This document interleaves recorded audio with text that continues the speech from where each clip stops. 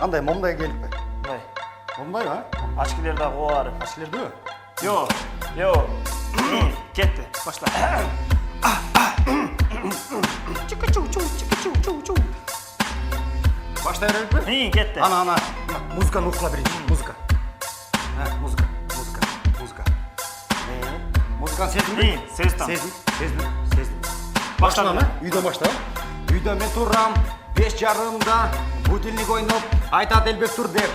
Анан мен тұрып, беті қолды жуымын, телефонды алып Дастанға чаламын. Дастан, сен тұрдың бұ, азыр тұрдалакка келатып тұр жолды.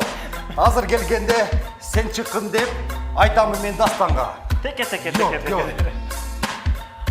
Ханым болса тұрдым, телефонды чыңырады, телефонды алсам, Элбек чалды, албай қойойын дедім, ұйқым келді. Анкені күнді 5:30-да тұрышмаға қиын болды.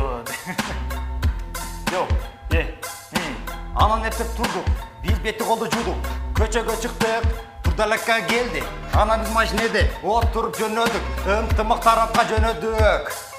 Ынтымаққа келдік, түшіп қалдық, 4-ші этажға шықтық, ал жаққа шықтық, 2 кофе даярдадық, біріс молоко менен, екіншісі қара. Қара кофені Элбек ичет, молоко менен болсо мен ичеп. Ошентип ырыстан берүүсүн биз баштадык, теле көрүүчүлөргө жалпы салам айтабыз. Мистер Тамкасын турганда, манай...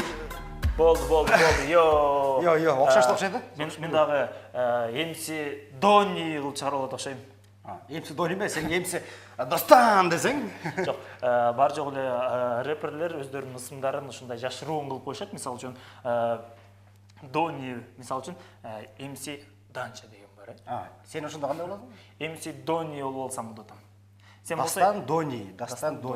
MC Донни. Болду ма? MC Донни. Элбек болсо MC Элянос. Элянос. Испанская полтагона деген. Ошондой. Мынакей ардактуу достор, биз канчалык деңгээлде рэпти аткара алдык, бирок чындыгында билбейм, бирок рэпти айтуу дагы өзүнчө бир чоң өнөр экен.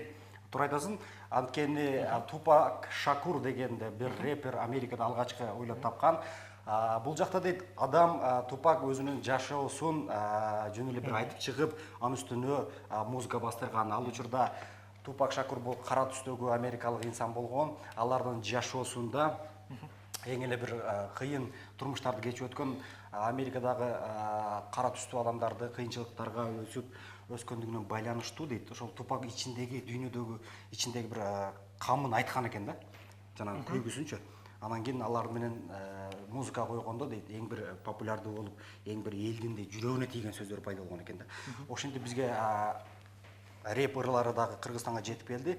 Рэперлардын маанисине тиле көңүл бурсаңыздар дейт. Маанисинде бир чындыкты, жүрөктөн чыккан нерсени айтып берет экен да.